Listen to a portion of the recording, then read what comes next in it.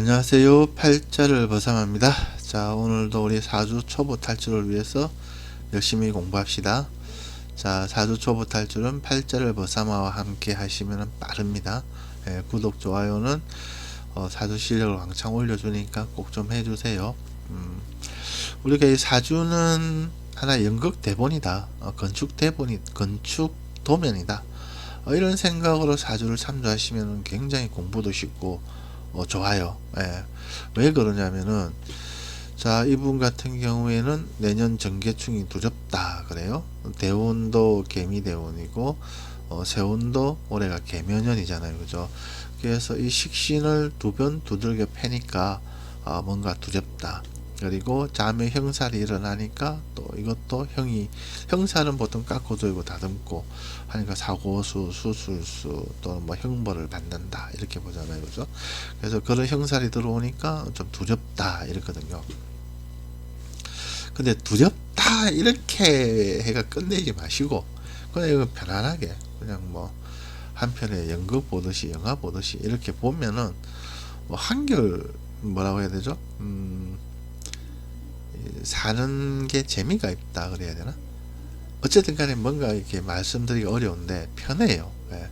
근데 이게 이 정계충이다 잠호형이다 이래서 내가 뭔가 충을 당하고 뭐 형을 당하니까 무섭다 두렵다로 가버리면은 이제 사주 보는 게 깝깝하죠. 어떤 사람은 자기는 이제 안 좋은 소리 들을까봐 평생 철학관에 안 가는 사람도 있거든요. 그거는 아주 이제 사주를 잘못 이해한 거죠. 잘못. 나는 온실에 화초로서 아무 일 없이 그냥 막 편하게 돈 많고 뭐 이렇게 그렇게 편안하게 살고 싶다. 그런 생각인 거죠. 그래서 이 세상에 또 그렇게 사는 게 좋다고 볼 수도 없고 또 그렇게 살 수만은 없거든요. 그래서 다양한 관점으로 이 사주를 좀 보시라. 그렇습니다. 그래서 예를 들어서 이제 우리가 글자만 가지고는 이 사람이 무슨 일이 생길까요? 라고 했잖아요. 그래서 이런 글자만 가지고 우리가 모르죠. 이게 왜냐하면은 이 식신 같은 경우에는 또 우리가 어떻게 봐요? 편제가 부친이잖아요. 부친을 화생토로 낳아주니까 이 할머니예요, 할머니. 그 할머니가 우리가 2022년에 이미 와서 정임으로 묶어버리고 올해 개묘년에 개가 와서 정계충을 한단 말이에요. 뭐 할머니가 좀 몸이 편찮으시면은 뭐 좀 그런 일이 있을 수도 있겠구나 이렇게 되는 거고요. 그다음 이분이 만약에 학은 강사다 그러면은 이분이 이 식신을 써서 학원 일을 하고 있는데 그러면은 이 편인이 와서 두 번 때리잖아요.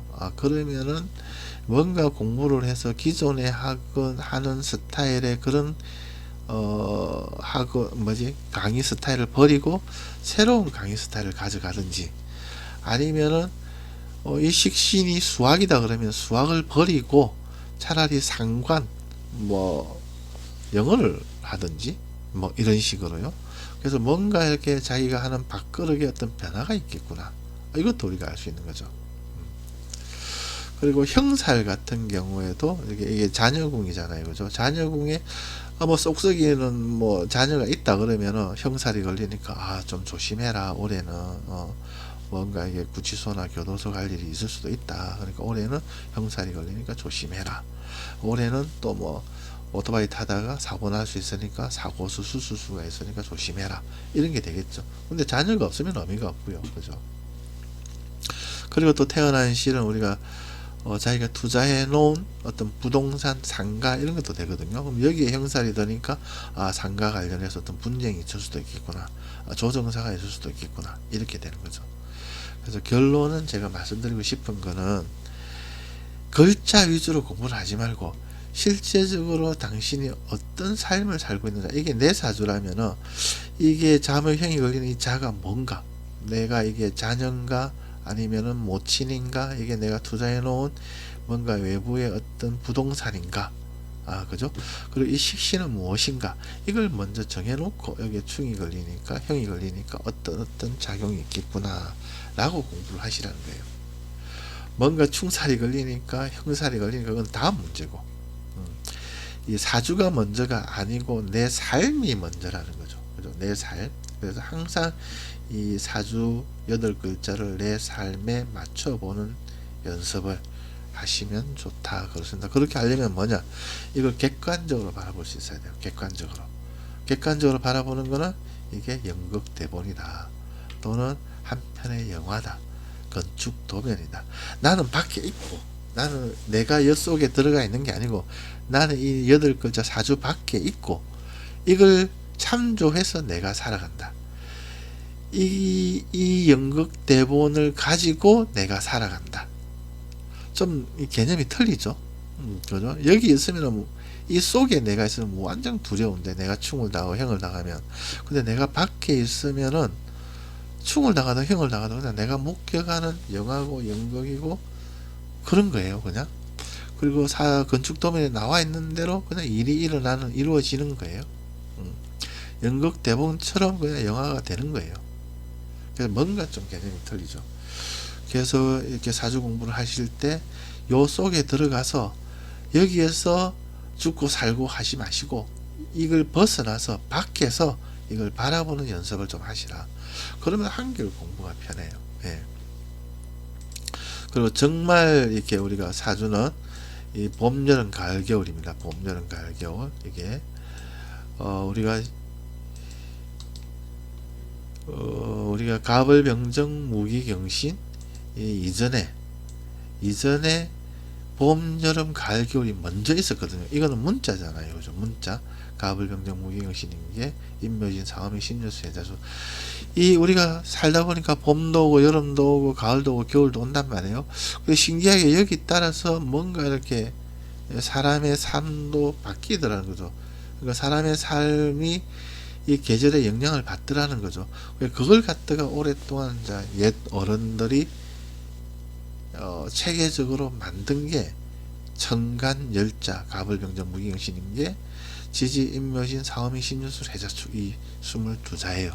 그래서 갑을, 병정, 무기경신인 게 임묘진, 사오미, 신유술, 해자축 우리가 일반 사람들이 들어는 봤지만 잘 습득이 안 돼 있는 용어들이거든요.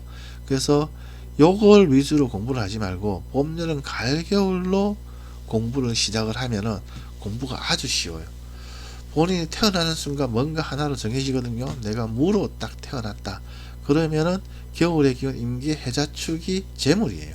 이건 딱 세팅이 돼요. 예. 그래서 임기 해자축이 기운이 약하면은 내 재물이 고충이 있구나, 이런 거거든요. 예. 그래서 임기 해자축 이전에 봄, 여름, 가을, 임기 해자축이 언제 힘들겠어요? 여름에 힘들잖아요. 그죠? 그 운에서 여름이 오면은 내 재물이 좀 고충이 있구나. 그죠? 이렇게만 하면은, 이런 식으로만 공부를 하면은 그럼 하루 만에, 뭐 일주일 만에, 3일 만에 역학 공부가 끝난다는 거죠. 그래서 아무시하게 공부를 어렵게 접근하지 마라.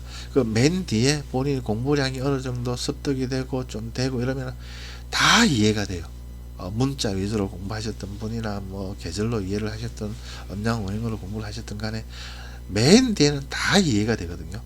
근데 처음 스타트 할 때 계절로 공부를 하시면 쉽고 재밌고 이렇게 쭉 가요. 왜냐하면 계절을 모르진 않으니까.